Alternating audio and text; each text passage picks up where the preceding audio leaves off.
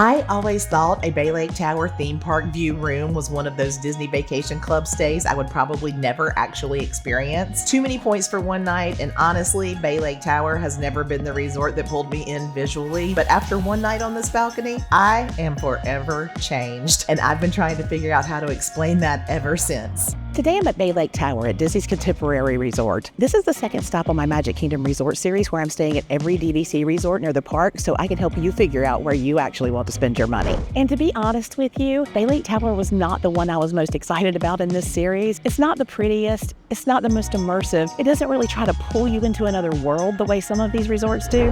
What it does is places you right next to one. Thanks to DVC Rental Store for sponsoring this video. I'll tell you more about how they can help you book a stay like this one a little bit later. Bay Lake Tower is attached to Disney's Contemporary Resort, and the Contemporary is one of those resorts that has shown up in different chapters of my Disney life. I stayed here as a kid, back when the monorail going through the building was basically all I needed to be impressed, and then stayed at the Contemporary Tower when my oldest son was 3 during Disney World's 25th anniversary. But Bay Lake Tower didn't exist yet, so this was a very different kind of return. Same resort area, totally different stage of life. And I noticed that this time I was seeing the Contemporary differently too. The Mary Blair mural, the five-legged goat, the design history baked into that concourse that I walked through 100 times as a kid without ever really looking at it. I know it's in that lobby now in a way I never did before, and that felt like part of the same shift, coming back to a familiar place and finally being ready to actually see it.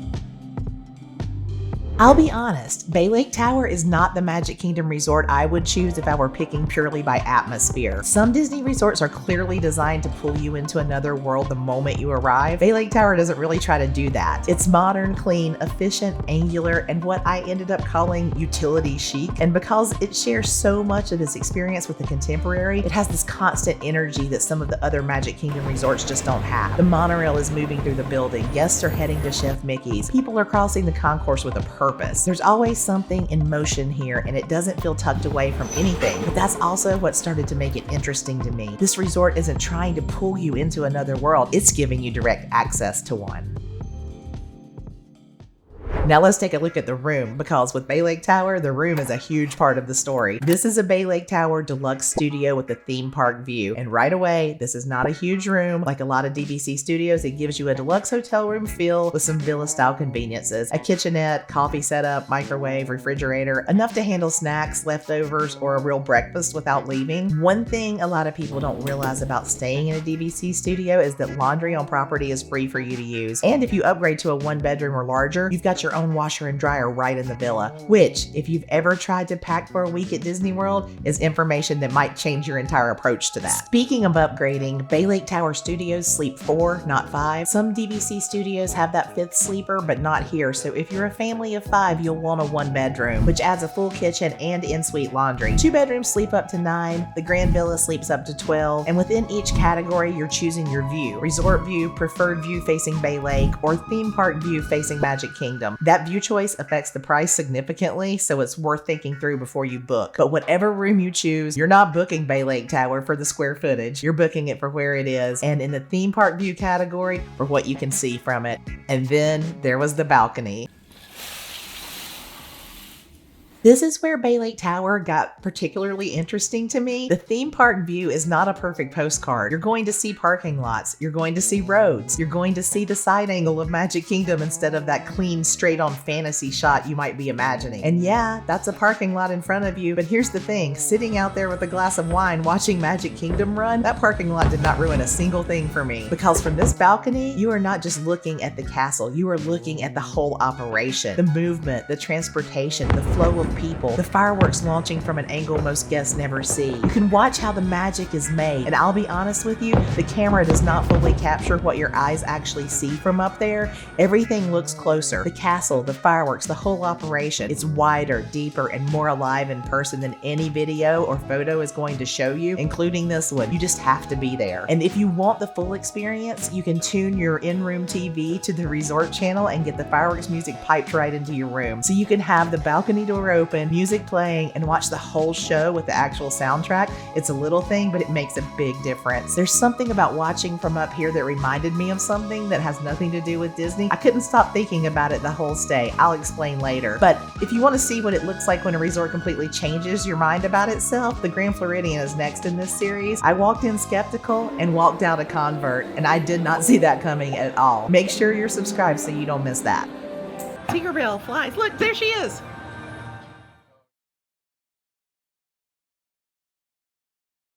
I booked this stay using my own Disney Vacation Club points, and honestly, a theme park view studio at Bay Lake Tower is one of those stays I always looked at and thought, that would be amazing, but I probably would not spend my points that way. But one of the interesting things about DVC is that sometimes it gives you access to experiences you might not have booked otherwise. And you don't have to own a DVC membership to stay in rooms like this. That's where renting points through DVC Rental Store can be worth understanding. DVC Rental Store sponsored this video, and they help guests book stays at Disney Vacation Club resorts by renting points from DVC members, often for significantly less than booking directly through Disney. I priced out a few different options while I was putting this video together so you can see what the difference actually looks like. A theme park view studio mid-August, $856 through Disney directly, $506 through DVC Rental Store.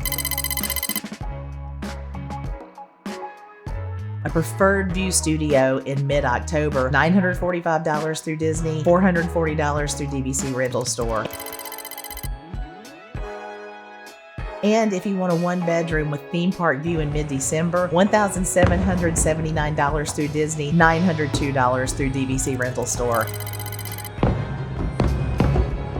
Pricing changes constantly, so always check your specific dates. But that's the kind of difference we're talking about, and that difference is worth understanding before you book. They also offer payment plans and a cashback cancellation policy, which matters when you're spending this kind of money. In full transparency, I'm an affiliate partner, so if you book through my link, I may earn a small commission at no additional cost to you. My own DVC contract came from DVC Resale Market, which is part of the same keyholder family as DVC Rental Store, and they were genuinely great to work with, which is part of why this partnership made sense to me. But the bigger point is this: if you've looked at deluxe Disney pricing and assumed a stay like this is completely out of reach for you, renting points is something worth understanding, and this room is a pretty good example of why. Because Bay Lake Tower is connected to the Contemporary, part of your stay is really the Contemporary experience too, and that's worth understanding before you book. Because this is not a tucked away resort, the concourse is active. There are convention guests, families heading to Chef Mickey's, people moving through on their way somewhere. It has an energy that some of the quieter Magic Kingdom resorts don't, but for me that energy started to feel less like noise and more like texture. This building has been part of Disney World since opening day, and once you start seeing it that way, less as a hotel lobby and more as a piece of living Disney history, still doing exactly what it was designed to do, it gets interesting. And that history follows you into the room too. The wallpaper is subtle, different shades of white, very muted, but if you look closely, those are the birds and figures from the Mary Blair mural. The five-legged goat is in there too. It's not something you necessarily notice on your first night, but once you see it, you can't unsee it. Dining here is less about hidden retreat energy and more about convenience. We had breakfast at Steakhouse 71, which is genuinely one of the stronger casual dining options in the resort area. Don't sleep on it. Contempo Cafe is not glamorous, but it is extremely useful, and at Bay Lake Tower, useful matters. Chef Mickey's is right there. Character dining is part of your trip, and California Grill is upstairs if you want the full signature experience. But honestly, the most interesting dining decision I made here was realizing that sometimes the smarter move is grabbing something simple and bringing it back to the room, because the room is part of the experience. We also popped up the Top of the World Lounge, which if you have DVC access is worth doing at least once. I'll leave it at that because rules vary and I don't want to oversell something that isn't guaranteed, but it added to the whole vibe of the stay. And one more thing I was not expecting, the arcade here is massive, easily the biggest I've seen at any Disney resort. If you're traveling with kids, or honestly, if you're just a person who enjoys an arcade, it's worth knowing that's there.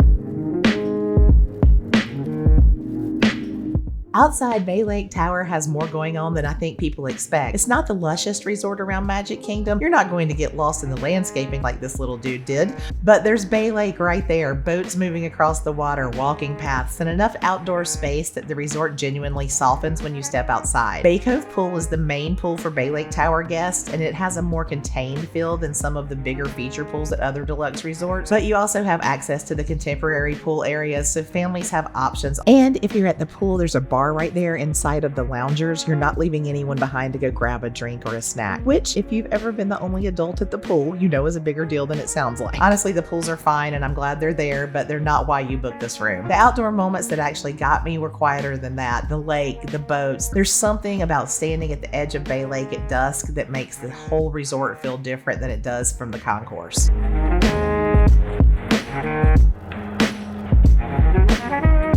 Transportation is where Bay Lake Tower becomes very hard to argue with. You can walk to Magic Kingdom. And yes, there are other Magic Kingdom resorts with walking paths now, but this one is still one of the most direct and practical options you're gonna find. The walk is not a scenic nature trail, it's a functional path. You're crossing near roads, moving with other guests, using it because it works, but that's the point. And here's something worth knowing. The walkway has its own dedicated security screening, so you're bypassing the main entrance security lines entirely. Same is true if you arrive by monorail. And at the end of the night, when everyone else is dealing with transportation lines, you're already on your way back to your room. Being able to walk back changes the way the whole day feels. You also have monorail access through the Contemporary for Magic Kingdom and the Resort Loop, and boat service over to Wilderness Lodge in Fort Wilderness if you want a slower afternoon. So you have options. This is not the most romantic transportation setup at Walt Disney World, but it might be the most effective. And after 50 plus years of navigating this place, I have a lot of appreciation for effective.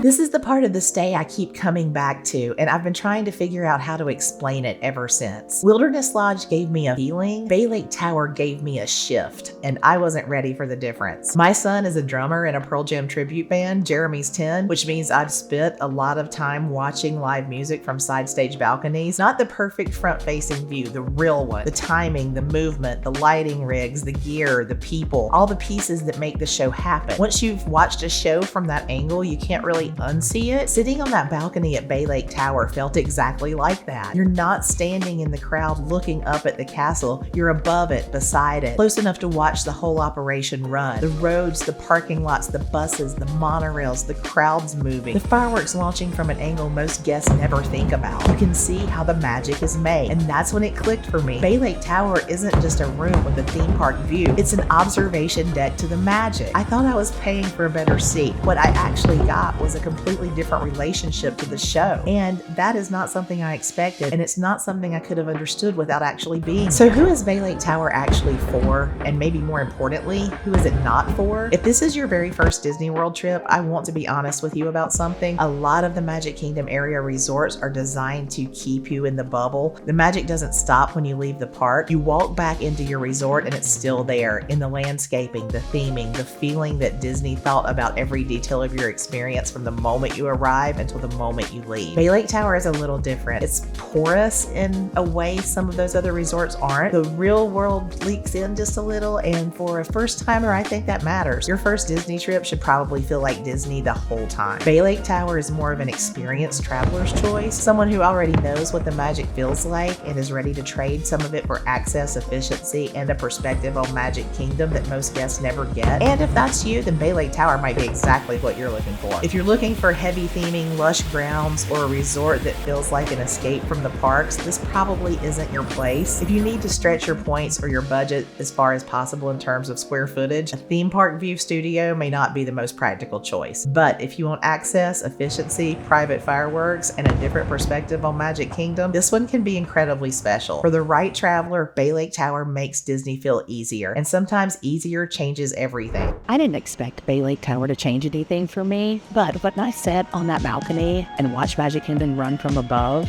something shifted. And not just about this resort, but about when I walked on a Disney vacation at this stage of life. There's something about when you stop rushing through something you love and just slow down and watch everything happen. Bay Lake Tower gave that to me.